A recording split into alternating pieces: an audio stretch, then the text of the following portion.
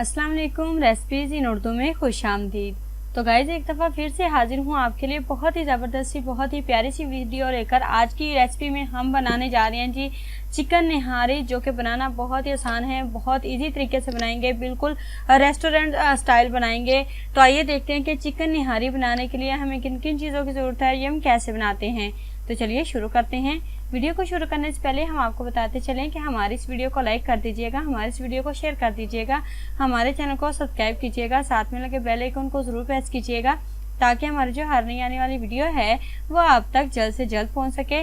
अच्छा जी गाइस, सबसे पहले आप लोग चीज़ें नोट कर लीजिए, उसके बाद मैं आप लोगों को चिकन निहारी बनाने का तरीका बताती हूँ कि आप लोग घर में बैठे बिठाए रेस्टोरेंट जैसी चिकन निहारी कैसे तैयार कर सकते हैं।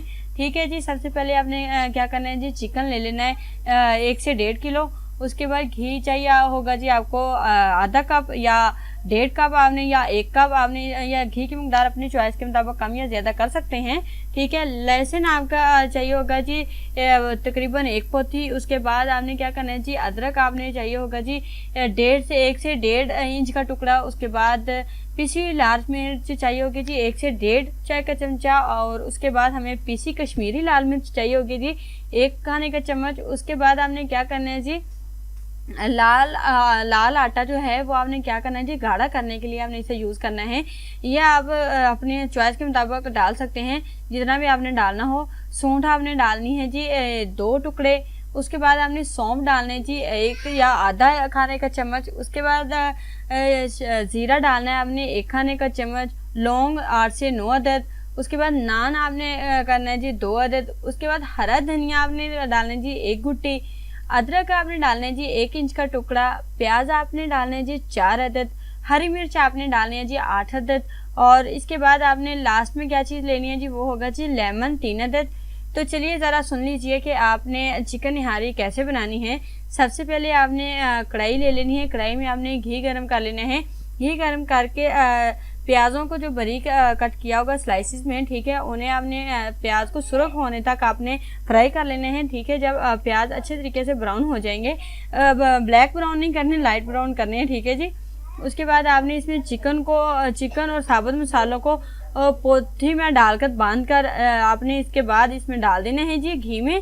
ठीक है, यानी कि चिकन आपने जब डाला है तो जब आपने जो साबुत मसाले मैंने आपको बताए हैं वो आपने किसी चीज़ में डाल देने हैं। डाल के आपने इसे बांध के आपने इसमें डाल देना है। इसके बाद हमने क्या करना है जी, आपने लाल मिर्च, कश्मीरी लाल मिर्च पाउडर, उसके बाद अदरक लहसुन का पेस्ट और पानी डालकर आपने अच्छे तरीके से इन सब चीज़ों को भून लेना है। भूनने के बाद आपने क्या करना है जी, आपने अब शोरबे का पानी बनाना है। शोरबे का पानी